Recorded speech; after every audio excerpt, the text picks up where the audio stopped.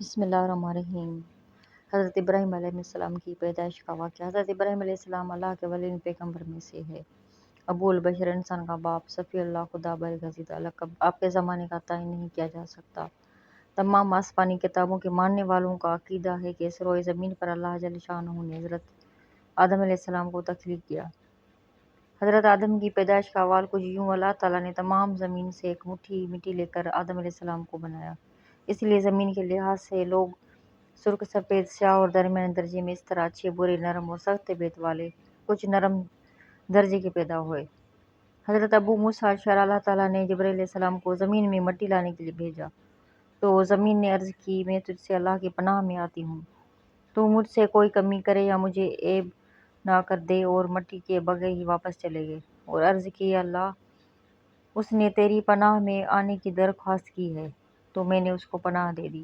اللہ تعالیٰ نے پھر حضرت میکائیل کو بھیجا، زمین نے اسے بھی پناہ مانگی تو اس نے بھی پناہ دے دی۔ حضرت جبرائیل کی طرح واقعہ بتا دیا۔ پھر اللہ نے موت کے فرشتوں کو بھیجا، زمین نے اس سے بھی پناہ مانگی تو اس نے کہا کہ اس سے اللہ کے پناہ میں آتا ہوں، میں اللہ کے حکم کی تعمیل کیے بغیر واپس چلا جاؤں گا۔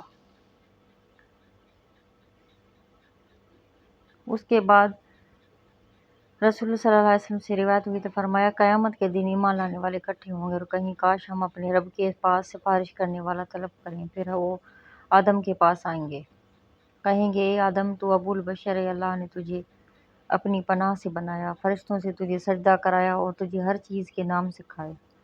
حضرت حسن بصری نے کہا کہ جب اللہ نے حضرت آدم علیہ السلام کو پیدا کرنے کا ارادہ کیا تو فرشتوں نے کہا، اللہ جو مخلوق بھی پیدا کرے گا ہمارا علم اس سے زیادہ ہوگا۔ اس بات کی وجہ سے اللہ نے ان کو آزمائش میں ڈال دیا اور فرمایا کہ اگر تم اپنی سے آپ سے سچے ہو تو ان چیزوں کے نام بتاؤ۔ فرمان الہی، یہ آدم کا بڑا شرف ہے کہ اللہ نے اس کو اپنے ہاتھ سے پیدا کیا، اس میں روح پھونکی، جیسے اللہ نے فرمایا کہ میں جب اس کو اچھی طرح بنا لوں تو اس میں اپنی روح ڈال دوں گا اور سجدہ کرتے ہوئے گر جانا۔ اس جگہ آدم علیہ السلام کا شرف مرتبہ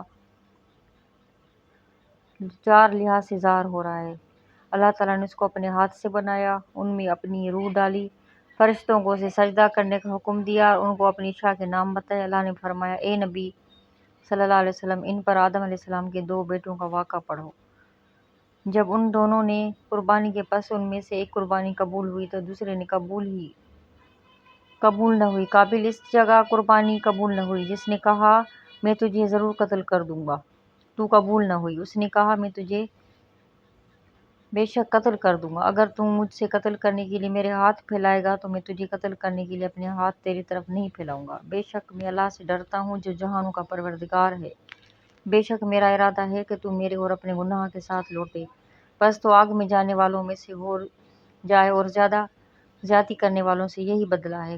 قابیل کے نفس نے اسے اپنے بھائی کو قتل کرنے پر ابھارا اور اس نے اس کو قتل کر دیا، اور وہ گھاٹا پانے والوں میں سے ہو گیا۔ پھر اللہ نے ایک گواہ بھیجا جو زمین کو خرید رہا تھا، اور تاکہ وہ اس قابیل کو دکھائے کہ وہ اپنے بھائی کی میت کو کیسے چھپائے۔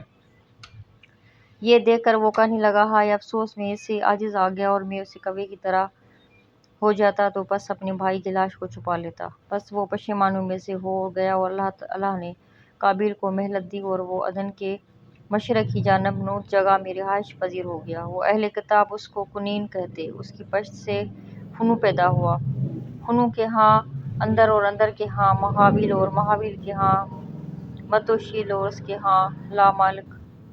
عورتوں کی شادی ادا کے ہاں اہل نام ایک لڑکا پیدا ہوا، پہلا شخص جس نے خیمے بنا کر چھت کا سایہ بنایا اور اس میں رہائش پذیر ہوا اور اپنا مال جمع کیا۔ حضرت آدم علیہ السلام کے اولین پیغمبر میں سے ہیں، اور اس نے ہی روئے زمین پر اللہ جل شانہ حضرت آدم علیہ السلام کو تخلیق کیا۔